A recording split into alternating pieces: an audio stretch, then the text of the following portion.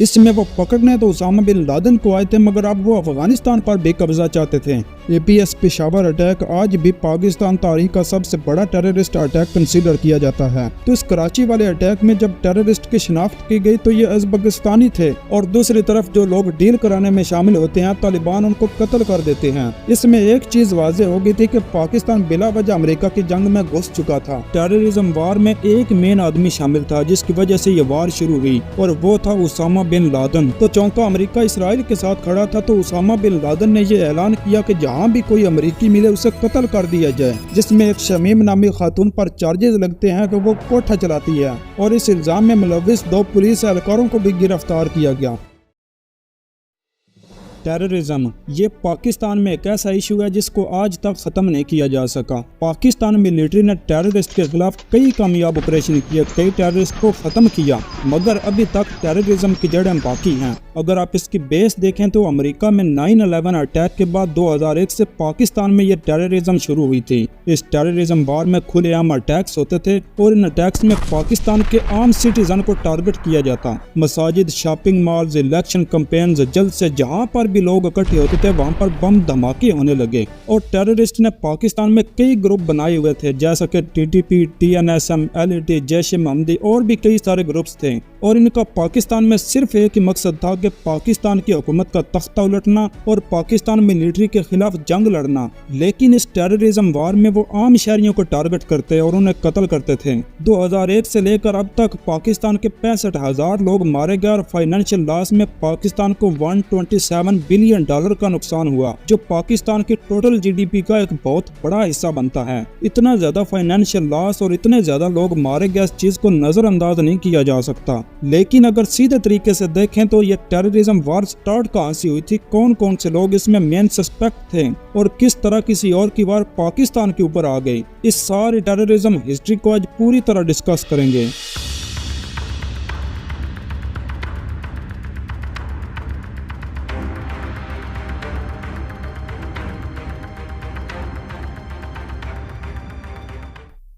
دیکھیں پاکستان میں جو ٹیررزم وار شروع ہوئی جس میں پاکستان کے بے گناہ شہری مارے گئے، اس کے علاوہ بہت زیادہ فائنینشیل لاس ہوا، اور اس میں کسی اور کی دشمنی کی سزا پاکستان کو بھگتنا پڑی۔ تو اس ٹیررزم وار میں ایک مین آدمی شامل تھا جس کی وجہ سے یہ وار شروع ہوئی، اور وہ تھا Osama bin Laden. Osama bin Laden کی دشمنی امریکہ سے تھی، اور اس دشمنی میں امریکہ نے اسامہ بن لادن کو پکڑنے کے لیے پاکستان کو استعمال کیا، جس سے پاکستان کسی اور کی وار میں بلا وجہ کود گیا۔ لیکن اسامہ بن لادن تو ایک جہادی مجاہدین تھا، مگر وہ کس طرح اس ٹیررزم وار کا حصہ ہے، اس کو سمجھنا ضروری ہے، اور اس کو سمجھنے کے لیے ہمیں تھوڑا سا پیچھے جانا ہوگا۔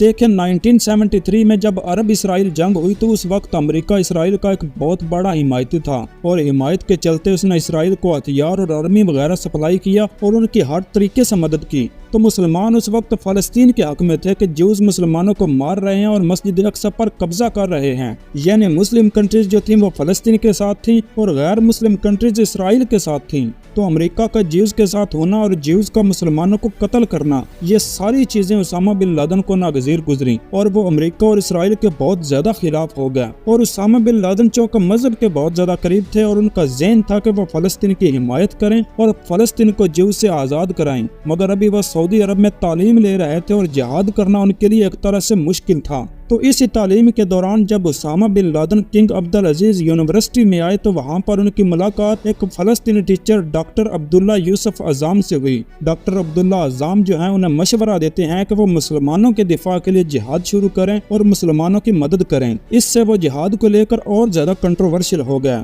تو 1979 میں جب سوویت یونین نے افغانستان پر حملہ کیا تو اس وقت افغانیوں کی مدد کرنے کے لیے اسامہ بن لادن سعودی عرب سے افغانستان چلے جاتے ہیں، اور وہاں پر سوویت یونین کے خلاف جہاد شروع کر دیتے ہیں۔ اسی بیچ 1980 سے لے کر 1984 تک جو افغان سوویت کے خلاف لڑ رہے تھے ان کو اکٹھا کرتے ہیں، اور 1984 میں اپنے استاد ڈاکٹر عبداللہ عزام کے ساتھ مل کر افغانیوں کی مدد سے مکتب الخدمت کے نام سے ایک تنظیم شروع کرتے ہیں، اور یہ جو تنظیم تھی وہ مسلمانوں کو جہاد کے لیے ٹریننگ دیتی تھی۔ اور اس وقت چونکہ سوویت افغان وار چل رہی تھی تو یہ تنظیم اس جنگ کے لیے عربوں اور افغانیوں کو ٹرین کرتی تھی، جس میں سعودی، یمنی، قطری اور افغانی شامل تھے اور ٹریننگ کے دوران ان کے کھانے پینے رہنے سہنے کے سارے اخراجات اٹھاتی تھی۔ اسامہ بن لادن اس تنظیم میں ٹرین کیے گئے مجاہدین کے ذریعے فلسطین کو بھی جیوز سے آزاد کرانا چاہتے تھے اور فلسطین کے لیے جہاد شروع کرنا چاہتے تھے۔ ان ساری چیزوں میں ایک مین چیز کامن تھی، وہ آگے چل کر آپ کو اچھے سے سمجھ آئے گی۔ اسامہ بن لادن کا جو مین مرکز تھا وہ اس وقت پشاور تھا، جہاں وہ رہتے تھے اور مجاہدین کو ٹریننگ دیتے تھے۔ تو 1988 میں جب ضیاء الحق کی موت ہوئی تو اس وقت اسامہ بن لادن نے اپنے ساتھیوں کو بلا کر ایک ہنگامی میٹنگ بٹھائی اور اس میٹنگ میں مکتب الخدمت تنظیم کو چینج کر کے القاعدہ کا نام دیا گیا، جس کا سربراہ اسامہ بن لادن خود بنا، اور اس تنظیم نے سوویت یونین کے خلاف افغانیوں کی بہت زیادہ مدد کی۔ 1989 میں جب سوویت یونین افغانستان سے چلے گئے تو اسامہ بن لادن واپس افغانستان سے سعودی عرب چلے جاتے ہیں اور وہاں پر اپنے کاروبار کو سنبھالنے لگ جاتے ہیں۔ لیکن اسامہ بن لادن کی نفرت اس وقت امریکہ کے خلاف مزید بڑھ گئی جب اگست 1990 میں عراق نے کویت پر حملہ کیا اور وہاں گلف کنٹریز میں وار سٹارٹ کر دی۔ اس وار کو لے کر سعودی عرب کیا کرتا ہے کہ وہ امریکہ سے رابطہ کرتا ہے اور اپنے ڈیفنس کے لیے ان سے ملٹری کی ڈیمانڈ کرتا ہے۔ اس چیز سے امریکن ملٹری اچانک مڈل ایسٹ پہنچ گئی اور وہاں پر اپنے اڈے بنا لیے، مگر اسامہ بن لادن پہلے سے ہی جیوز کا اتحادی ہونے کی وجہ سے امریکہ کے مخالف تھے۔ تو دوسری طرف امریکہ کا سعودی عرب میں آنا، اس چیز کے بارے میں اسامہ بن لادن نے کبھی سوچا بھی نہیں تھا۔ تو اس چیز کو لے کر اسامہ بن لادن نے کیا کیا کہ امریکی ملٹری کو سعودی عرب سے نکالنے کے لیے سعودی حکومت سے رابطہ قائم کیا اور کہا کہ اگر ہم مجاہدین کے ذریعے افغانستان کو سوویت یونین سے بچا سکتے ہیں تو سعودی عرب کو بھی عراق سے بچا سکتے ہیں، اس لیے امریکیوں کو یہاں سے نکالا جائے۔ مگر سعودی حکومت نے اسامہ بن لادن کو اتنا زیادہ سیریس نہیں لیا، تو اسامہ بن لادن نے کیا کیا کہ مکہ اور جدہ کے مساجد میں گفتگو کرنا شروع کر دی، جگہ جگہ تقریریں کی کہ امریکیوں کو سعودی عرب سے نکالا جائے۔ تو اس سے سعودی حکومت نے اسامہ بن لادن کو سعودی عرب سے نکال دیا، جس سے وہ 1991 میں سوڈان چلے گیا۔ مگر 5 سال سوڈان میں رہنے کے بعد وہ دوبارہ 1996 میں سیدھا سوڈان سے افغانستان واپس آ گیا۔ 1996 میں امریکی ملٹری ابھی بھی سعودی عرب کے شہر جدہ میں موجود تھی، تو دوسری طرف عرب اور اسرائیل آپس میں جنگ کر رہے تھے۔ عرب یعنی مصر، شام، لبنان، فلسطین وغیرہ جو اسرائیل کے آس پاس کنٹریز تھیں۔ تو اس چیز کو لے کر اسامہ بن لادن نے 1996 میں ایمن الزہاری کے ساتھ مل کر یہ فتویٰ جاری کیا کہ یہودیوں اور صلیبیوں کے خلاف جہاد کرنا ہر مسلمان کا فرض ہے اور جو بھی ان کی حمایت کرتا ہے اس کو مار دیا جائے۔ تو چونکہ امریکہ اسرائیل کے ساتھ کھڑا تھا تو اسامہ بن لادن نے یہ اعلان کیا کہ جہاں بھی کوئی امریکی ملے اسے قتل کر دیا جائے۔ تو اس وقت اسامہ بن لادن امریکہ کے بہت زیادہ خلاف ہو گئے تھے۔ اس کے بعد اصل کہانی شروع ہوئی 11 ستمبر 2001 کو، جب 4 کمرشل فلائٹس کو 19 ہائی جیکرز نے ہائی جیک کر لیا اور ہائی جیک کرنے کے بعد ان کا مین ٹارگٹ تھا امریکہ۔ ان 4 ہائی جیک کمرشل فلائٹس میں سے 2 کمرشل فلائٹس کو یکے بعد دیگرے ورلڈ ٹریڈ سینٹر کی بلڈنگ کے ساتھ ٹکرایا گیا، جس سے بلڈنگ کو تباہ کر دیا گیا۔ تیسری فلائٹ پینٹاگون میں گر کر تباہ ہو گئی، جبکہ چوتھی فلائٹ کو ہوسٹیج نے ہائی جیکرز کے ساتھ لڑائی کر کے کسی بلڈنگ کو ٹکرائے بغیر کھیتوں میں گرا دیا اور وہ وہاں تباہ ہو گئی۔ اس 9/11 اٹیک میں 3000 کے قریب لوگ مارے گئے اور 6000 کے قریب زخمی ہوئے۔ یہ اٹیک ہسٹری کا ایک بہت بڑا ٹیررسٹ اٹیک تھا۔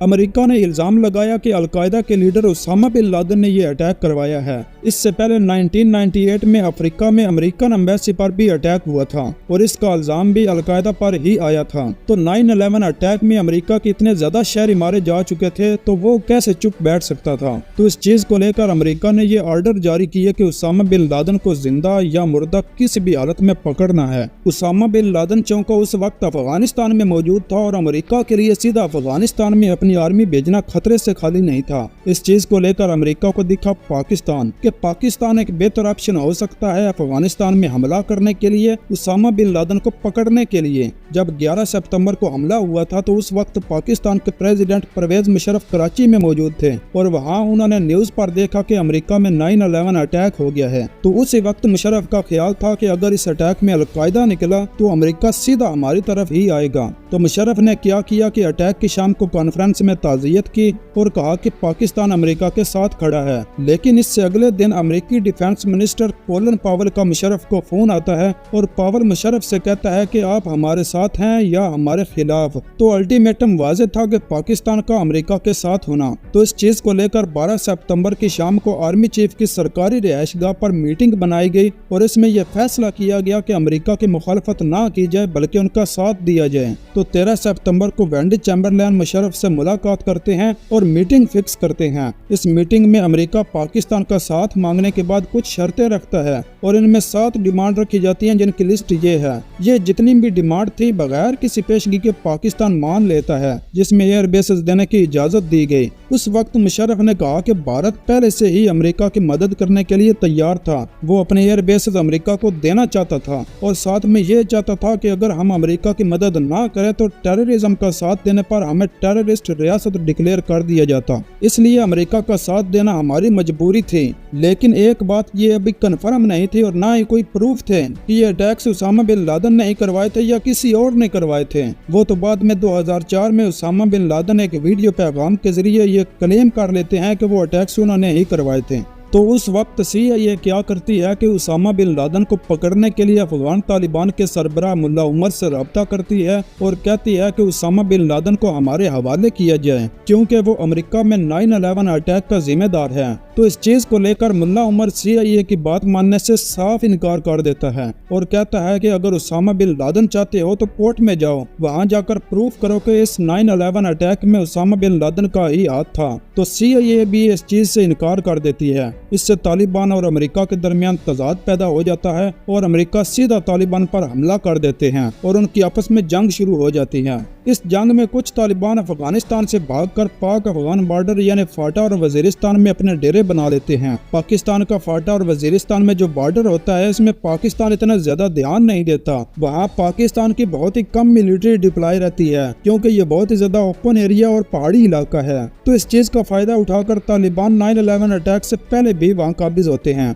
और वहाँ उन्होंने अपने मदारिस और ट्रेनिंग कैंप्स बनाए हुए थे। तो अमेरिका का तालिबान पर हमला होने से कई तालिबान इन इलाकों में आबाद होना शुरू हो जाते हैं। 2002 तक तोरा बोरा, फाटा और वजीरिस्तान का जो ये जितना भी इलाका है वहाँ पर फैल जाते हैं और असाइलम लेकर कई टेररिस्ट ग्रुप्स बनाते हैं ताकि अमेरिका और पाकिस्तान के खिलाफ अटैक्स कर सकें। इसमें एक चीज वाज़ेह हो गई थी कि पाकिस्तान बिला वजह अमेरिका की जंग में घुस चुका था। तो दूसरी तरफ चौंका परवेज मुशर्रफ ने अमेरिका को अफगानिस्तान में घुसने के लिए इजाजत दी थी। इस चीज को लेकर 14 दिसंबर 2003 में उन पर रावलपिंडी में अटैक होता है, जिसमें उनकी गाड़ी गुजरने के चंद मिनट बाद ही जिस पुल से वो गुजरते हैं उस पुल को बम से उड़ा दिया जाता है, जिससे परवेज मुशर्रफ बच जाते हैं और अटैक नाकाम हो जाता है। ये अटैक तो नाकाम हो गया था, मगर दोबारा 25 दिसंबर 2003 को टेररिस्ट परवेज मुशर्रफ पर फिर से अटैक करते हैं, जिसमें उनकी कार को बम से उड़ाने की कोशिश की जाती है। इसमें भी परवेज मुशर्रफ तो बच जाते हैं, मगर इस ब्लास्ट में 15 अफराद हलाक हो जाते हैं और 40 इंजर्ड हो जाते हैं।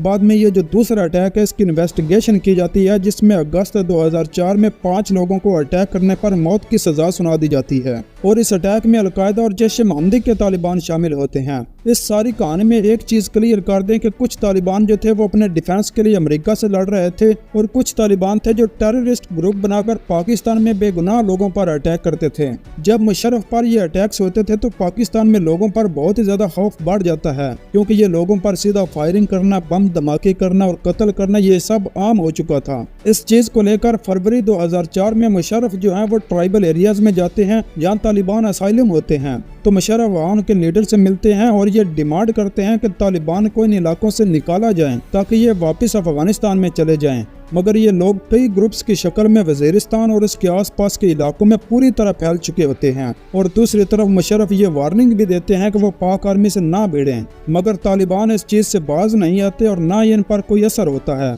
और वो लगातार पाकिस्तान में अटैक्स करके लोगों को टारगेट करते रहते हैं। आप एक तरह से ये कह लें कि ये बेकाबू हो जाते हैं। तो इनको रोकने के लिए मार्च 2004 में फाटा के अंदर साउथ वजीरिस्तान में पाकिस्तान आर्मी जो है वो नेक मोहम्मद के खिलाफ ऑपरेशन करती है। नेक मोहम्मद जो तालिबान के कमांडर होते हैं और वो गैर मुल्की तालिबान वजीरिस्तान में ट्रेन करते हैं और उनकी हर तरह से मदद करते हैं। तो इनके खिलाफ ऑपरेशन किया जाता है, मगर ये जो ऑपरेशन था वो पूरी तरह से कामयाब नहीं हो पाता और इसमें पाकिस्तान आर्मी को भारी नुकसान उठाना पड़ता है। तो पाकिस्तान हुकूमत क्या करती है कि वो अप्रैल 2004 में नेक मोहम्मद के साथ डील करने के लिए बात करती है ताकि किसी तरीके से चाहे वो बात करके ही इनको रोका जाए। इस डील से पहले पाकिस्तान मिलिट्री ने ऑपरेशन के दौरान कई तालिबान को गिरफ्तार कर लिया था। तो इस डील में पाकिस्तान गवर्नमेंट जो है वो नेक मोहम्मद को तालिबान वापस करने, ऑपरेशन के दौरान जिन इलाकों को नुकसान हुआ था उसका मुआवजा देने के बाद अमन मुआहदे की बात करती है और बदले में ये डिमांड करती है कि वो गैर मुल्की तालिबान को अफगानिस्तान और फाटा में न आने दें, उनको रोकें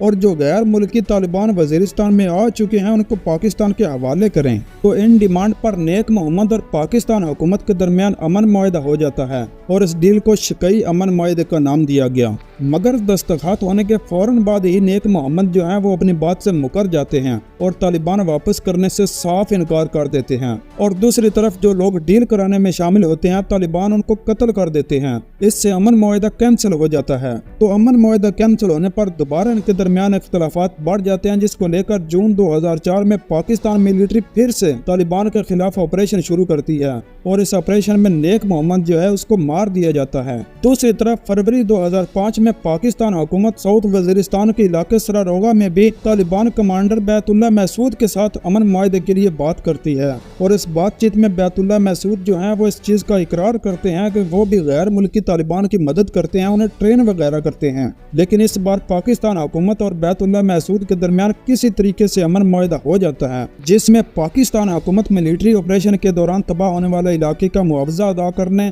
और आइंदा तालिबान के खिलाफ कोई ऑपरेशन न करने का वादा करती है और बदले में ये डिमांड करती है कि तालिबान पाकिस्तान के आम लोगों को टारगेट न करें और जो गैर मुल्की तालिबान ट्रेनिंग के लिए आते हैं उनको इधर आने से रोका जाए। इस तरह उनके दरमियान अमन मुआहदा कामयाब हो जाता है। नेक मोहम्मद के साथ मुआहदे की तरह बैतुल्ला महसूद के साथ भी वही मुआहदा होता है और इस मुआहदे को सरारोगा अमन मुआहदे का नाम दिया गया। लेकिन ये अमन मुआहदा होने के बाद पाकिस्तान हुकूमत जो है वो कामयाब मुआहदा समझकर पीछे हट जाती है और ऑपरेशन बंद कर देती है और जो अमन मुआहदे में शर्तें थी वो पूरी करती है, यानी अटैक ना करना और मुआवजा अदा करना। मगर तालिबान इस चीज का फायदा उठा करके पाकिस्तान अब खामोश हो गया है, वो पाकिस्तान में अटैक करना शुरू कर देते हैं, जिससे पाकिस्तान आर्मी और तालिबान के दरमियान दोबारा जंग शुरू हो जाती है और कई झड़पें होती रहती हैं।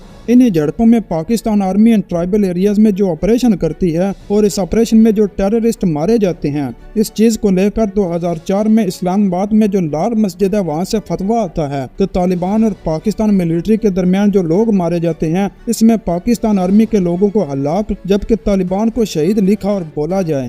यानी तालिबान जो है वो कलमे की बुनियाद पर पाकिस्तान में जिहाद कर रहे हैं, इससे कोई सरोकार नहीं कि वो बेगुनाह लोगों को मार रहे हैं, उन्हें कत्ल कर रहे हैं, बस वो जिहाद कर रहे हैं तो उन्हें शहीद करार दिया जाए और पाकिस्तान आर्मी के लोगों को हलाक लिखा और बोला जाए। इस चीज को लेकर पाकिस्तान गवर्नमेंट और लाल मस्जिद के दरमियान तनाज़ात शुरू हो जाते हैं। लाल मस्जिद जो है उसके पहले सरपरस्त मोहम्मद अब्दुल्ला गाजी होते हैं, मगर उनका 1998 में कत्ल हो जाता है, जिससे उनकी मौत के बाद लाल मस्जिद और साथ जामिया हिफ्ज़ा मदरसा जो है वो उनके दोनों बेटों अब्दुल अजीज और अब्दुल रशीद की सरपरस्ती में आ जाते हैं और यहाँ दुनिया भर के मुजाहिदीन आते जाते रहते हैं। तो लाल मस्जिद में एक मूवमेंट शुरू की जाती है, तहरीक नफाज शरीयत। इस तहरीक का मकसद ये होता है कि पाकिस्तान में शरई कानून लागू किए जाएं, औरतें जो हैं वो बुर्का पहन कर चलें, मुजरमों को शरई सजाएं दी जाएं, यानी लोग शरीयत के मुताबिक चलें। इस तहरीक को लेकर कई हड़तालें होती हैं। इस तहरीक में जो आर्म्ड ग्रुप्स होते हैं जिनमें स्टूडेंट्स और खवातीन भी शामिल होती हैं, वो अपारम में सीडी शॉप, शाहजाम और कई दुकानों को आग लगाना शुरू कर देते हैं और बहुत ज्यादा तबाही करते हैं, जिसमें एक शमीम नामी खातून पर चार्जेस लगते हैं कि वो कोठा चलाती है और इस इल्जाम में मुलविस 2 पुलिस एहलकारों को भी गिरफ्तार किया गया। इससे पाकिस्तान की गवर्नमेंट और लाल मस्जिद के दरमियान तसादम शुरू हो जाता है, लेकिन तसादम उस वक्त मजीद शिद्दत अख्तियार कर जाता है जब कैपिटल डेवलपमेंट अथॉरिटी जो है वो ऐलान करती है कि जो कब्जा की गई जगहों पर मसाजिद बनाई गई हैं उन मसाजिद को शहीद करके जमीन गवर्नमेंट के हवाले की जाए। इससे तुलबा भड़क जाते हैं और वो मुजाहरे शुरू कर देते हैं। इन मुजाहरों को रोकने के लिए मस्जिद के गिर्द बाड़ लगाई जाती है ताकि किसी को मस्जिद के अंदर दाखिल न होने दिया जाए। पुलिस आंसू गैस की शेलिंग करती है, लाठी चार्ज करती है और इस मजामत में 9 लोग मारे जाते हैं और करीबन 150 लोग जख्मी हो जाते हैं। और जो तुलबा मस्जिद के अंदर होते हैं, तालिबान मिलिटेंट्स उनको होस्टेज बना लेते हैं, जिसको लेकर हुकूमत जो है वो मुज़ाकरात करने की कोशिश करती है, मगर मुज़ाकरात कामयाब नहीं हो पाते तो पाकिस्तान मिलिट्री जो है वो मस्जिद के गिर्द अपनी आर्मी डिप्लॉय कर देती है और मस्जिद के अंदर टेररिस्ट को डेडलाइन देती है कि वो तुलबा को छोड़ दें और अपने हथियार वगैरह जो हैं उन्हें फेंक दें, मगर टेररिस्ट बात मानने से इनकार कर देते हैं। कई तुलबा अस्करियत पसंदों के हाथों अपनी जान बचाकर भाग भी जाते हैं। अब्दुल अजीज जो अभी मस्जिद के अंदर ही होता है, उसको लगता है कि अब आर्मी ने हर तरफ से घेर लिया है और अब बचना मुश्किल है, क्योंकि वो भी तालिबान मुजाहिदीन के साथ ही होता है। तो चौथी डेडलाइन देने के बाद वो बुर्का पहनकर मस्जिद से निकलकर भागने की कोशिश करता है, मगर पकड़ा जाता है। 11 जुलाई को आर्मी ऐलान करती है कि मस्जिद पर अब कंट्रोल हासिल कर लिया है, लेकिन आर्मी और तालिबान के बीच 3 जुलाई से 11 जुलाई तक जो लड़ाई होती है, इसमें 102 लोग मारे जाते हैं, जिसमें 10 आर्मी ऑफिसर्स और 1 रेंजर ऑफिसर शामिल होता है। दूसरी तरफ 2007 में लाल मस्जिद ऑपरेशन के बाद और इससे कुछ अर्सा पहले तालिबान के कई कमांडर मारे जाते हैं। तो फाटा के अंदर जितने भी तालिबान थे वो आपस में बिखरे हुए थे और उनका कोई मेन लीडर नहीं होता। तो बैतुल्लाह महसूद क्या करते हैं कि इन तालिबान के 5 ग्रुप्स को इकट्ठा करते हैं और आपस में बात करते हैं और ये फैसला करते हैं कि हम सब मिलकर एक ग्रुप बनाते हैं। तो बैतुल्लाह महसूद इन 5 ग्रुप्स को मिलाकर एक ग्रुप बनाता है, जिसको तहरीक तालिबान पाकिस्तान का नाम दिया जाता है, यानी TTP। क्योंकि पाकिस्तान आर्मी इन तालिबान का सफाया करने के लिए ऑपरेशन कर रही थी, तालिबान को खत्म कर रही थी। तो TTP जो ग्रुप है वो ये मकसद लेकर चलता है कि पाकिस्तान की आर्मी और रियासत के खिलाफ एक तहरीक चलाकर पाकिस्तान का तख्ता उलटना है और अटैक्स करके इलाकों पर कब्जा करना है, और इन लोगों का बराह रास्त तल्लुक अल-कायदा से भी होता है। तो चौंका TTP का मकसद पाकिस्तान आर्मी और हुकूमत को गिराना था। तो इस चीज को लेकर 25 अगस्त 2008 को पाकिस्तान इस ग्रुप पर पाबंदी लगा देता है और पाकिस्तान में इनके जितने भी बैंक अकाउंट या एसेट होते हैं उनको फ्रीज कर देता है। मगर ये लोग अपनी कार्रवाइयां जारी रखते हैं और पाकिस्तान में ब्लास्ट, अटैक ये सब पहले की तरह करते रहते हैं, और इनका सबसे बड़ा हदफ होता है पाकिस्तान के इलाकों पर कब्जा करना। तो TTP क्या करती है कि ग्रुप बनाने के बाद वो TNSM के साथ मिलकर स्वात पर हमला करते हैं और वहां पर कब्जा कर लेते हैं। तो इस चीज को लेकर पाकिस्तान आर्मी जो है वो इन्हें रोकने के लिए 25 अक्टूबर को 3000 सिपाही स्वात में भेजती है और ऑपरेशन शुरू करती है। इससे तालिबान और पाकिस्तान आर्मी की आपस में वार शुरू हो जाती है और इस वार में 31 अक्टूबर को आर्मी 130 टेररिस्ट को मार गिराती है। ये टेररिस्ट के लिए बहुत बड़ा नुकसान था। 130 टेररिस्ट मारे जाने पर तालिबान जो है वो इकट्ठा होकर फिर से प्लान बनाते हैं। इस प्लान के जरिए 700 टेररिस्ट एकदम अटैक करके ख्वाजा खेला और इसके करीबी इलाकों में 2 पुलिस चौकियों पर हमला करते हैं और इन पर कब्जा कर लेते हैं। इस तरह स्वात के कुछ हिस्सों पर तालिबान जो है वो कब्जा कर लेते हैं और वहां पर अपने डेरे बना लेते हैं। इस वार में आर्मी जो है वो मजीद ट्रूप्स भेजती है, जिससे आर्मी के 15,000 सिपाही हो जाते हैं। मगर 15 नवंबर तक टेररिस्ट ने स्वात के साथ वाला जिला शांगला पर भी कब्जा कर लिया। तो आर्मी जो है वो फिर से शांगला की तरफ से अटैक करती है और इस अटैक में 100 टेररिस्ट मारे जाते हैं। इसी दौरान पहाड़ी चोटियों की वजह से लड़ाई तो चलती रहती है और इस लड़ाई में 27 नवंबर को पाकिस्तान शांगला का जिला तो तालिबान से आजाद करा लेता है, मगर अब इस स्वात तालिबान के कब्जे में ही होता है। तो पाकिस्तान आर्मी तालिबान कमांडर के आबाई गांव की तरफ से हमला करती है, जिससे तालिबान वहां से भाग जाते हैं और 28 नवंबर तक पाकिस्तान अपनी चौकियों को आजाद करवा लेता है और हुकूमत जो है वह स्वात के तमाम रेडियो चैनल्स को बंद कर देती है, जिसमें तालिबान कमांडर फजलुल्लाह का रेडियो चैनल भी शामिल था। 6 दिसंबर को पाकिस्तान आर्मी ने स्वात पर कब्जा कर लिया था, जिससे मिलिट्री की फतह होने पर पाकिस्तान अपनी मिलिट्री वापस बुला लेता है। तालिबान को स्वात में निकाले जाने के बाद ये लोग पाकिस्तान के शहर में अटैक्स करने लग जाते हैं और जगह जगह खुदकश धमाके करते हैं। 27 दिसंबर 2007 को रावलपिंडी में बेनजीर भुट्टो इलेक्शन कैंपेन के दौरान रैली लेकर जा रही थी। तो उस वक्त उस रैली में उन पर खुदकश धमाका हुआ, जिसमें बेनजीर भुट्टो को शहीद कर दिया गया। बाद में जब ये बेनजीर भुट्टो वाले धमाके की इन्वेस्टिगेशन की जाती है तो ये काम TTP का होता है, जिसको बाद में TTP कबूल भी कर लेती है। इसके बाद अगस्त 2008 में तालिबान के खिलाफ पाकिस्तान आर्मी बाजोड़ में भी ऑपरेशन करती है। ये ऑपरेशन भी करीबन 4 हफ्ते तक जारी रहता है, जिसमें पाकिस्तान आर्मी के 30 जवान शहीद होते हैं और 1500 से ज्यादा टेररिस्ट मारे जाते हैं। दूसरी तरफ तालिबान मिलिट्री जो है वो फरवरी 2009 में दोबारा स्वात के 80% हिस्से पर कब्जा कर लेती है। तो इस चीज को लेकर 16 फरवरी 2009 में तालिबान और पाकिस्तान गवर्नमेंट के दरमियान अमन मुआहिदा हो जाता है, जिसमें सूफी मोहम्मद जो है वो जंगबंदी के पेपर पर साइन करते हैं और स्वात पाकिस्तान के कंट्रोल में आ जाता है। दूसरी तरफ अमेरिकी एजेंसीज भी उसामा बिन लादेन की तलाश में अफगानिस्तान और पाकिस्तान के बॉर्डर पर ऑपरेशन कर रही थी, लेकिन 2001 से लेकर अभी तक उन्हें उसामा बिन लादेन नहीं मिल रहा था। तो CIA क्या करती है कि उसामा बिन लादेन की तलाश में साउथ वजीरिस्तान में ऑपरेशन करती है और वहाँ TTP पर हमला कर देती है, लेकिन वहाँ उन्हें उसामा बिन लादेन तो नहीं मिलता, मगर वहाँ पर वो TTP के लीडर बैतुल्लाह महसूद को मार देते हैं, जिसके बाद TTP के नया लीडर हकीमुल्लाह महसूद बनते हैं। लेकिन मई 2011 में CIA को खबर मिलती है कि उसामा बिन लादेन पाकिस्तान के शहर एबटाबाद में मौजूद है। तो इस चीज को लेकर 2 मई 2011 को CIA एबटाबाद में खुफिया ऑपरेशन करती है और अचानक दावा बोल देती है। तो इससे उनका शक सही निकलता है, क्योंकि उसामा बिन लादेन वहां पर ही मौजूद होता है और वो इस पर अटैक करके इसको एबटाबाद में मार देते हैं। तो उसामा को मारने के बाद उनका बदला तो पूरा हो जाता है, मगर वो वापस नहीं जाते बल्कि अफगानिस्तान में तालिबान के साथ वार कंटिन्यू रखते हैं। इसमें वो पकड़ने तो उसामा बिन लादेन को आए थे, मगर अब वो अफगानिस्तान पर भी कब्जा चाहते थे। तो उसामा के मरने के बाद जो तालिबान के ग्रुप्स थे पाकिस्तान में या अफगान बॉर्डर पर, वो और ज्यादा गुस्से में आ गए थे और उनके अटैक्स अभी भी जारी थे। पाकिस्तान मिलिट्री ने इतने ज्यादा ऑपरेशन किए तक कई टेररिस्ट को मार गिराया था, लेकिन उनकी एक फितरत थी कि अगर एक टेररिस्ट को मारा जाता तो कम होने की बजाय 10 और आ जाते थे। पाकिस्तान में इनके अटैक्स इतने ज्यादा बढ़ गए थे कि इनको कंट्रोल करना मुश्किल हो गया था। नवाज शरीफ जब प्राइम मिनिस्टर बने तो उनकी हुकूमत मुंतखब होने के बाद गवर्नमेंट ने इस्लामाबाद में तालिबान से मुज़ाकरात किए, लेकिन जब तालिबान और हुकूमत के दरमियान मुज़ाकरात होते थे तो पाकिस्तान आर्मी और हुकूमत कामयाब मुज़ाकरात समझकर पीछे हट जाते थे, मगर तालिबान इस चीज का फायदा उठाते थे, क्योंकि अब इन पर कंट्रोल हट जाता था और इनको कोई रुकने वाला नहीं होता था, जिससे वो और ज्यादा अटैक करते थे।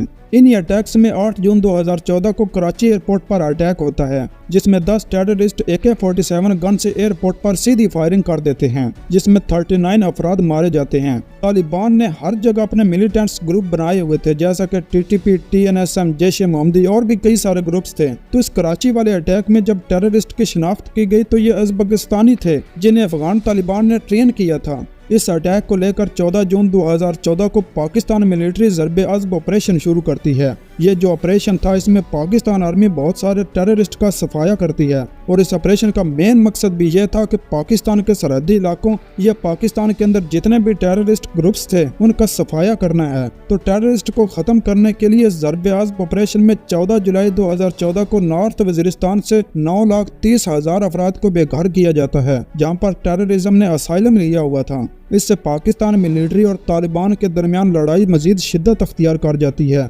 जिसके नतीजे में टेररिस्ट 16 दिसंबर 2014 को पेशावर में आर्मी पब्लिक स्कूल पर सीधा फायरिंग करते हैं। APS पेशावर अटैक आज भी पाकिस्तान तारीख का सबसे बड़ा टेररिस्ट अटैक कंसीडर किया जाता है, जिसमें अस्करियत पसंदों ने सीधा स्कूल के बच्चों पर फायरिंग की थी, जिसमें टोटल 150 लोग शहीद हुए और इसमें 139 बच्चे शामिल थे और इसमें ज्यादातर बच्चे आर्मी ऑफिसर्स के थे। तालिबान ये अटैक इस वजह से किया था कि ऑपरेशन ज़र्ब-ए-अज़्ब में पाकिस्तान मिलिट्री ने तालिबान के खिलाफ ऑपरेशन शुरू किया था, जिसमें कई टेररिस्ट मारे गए थे।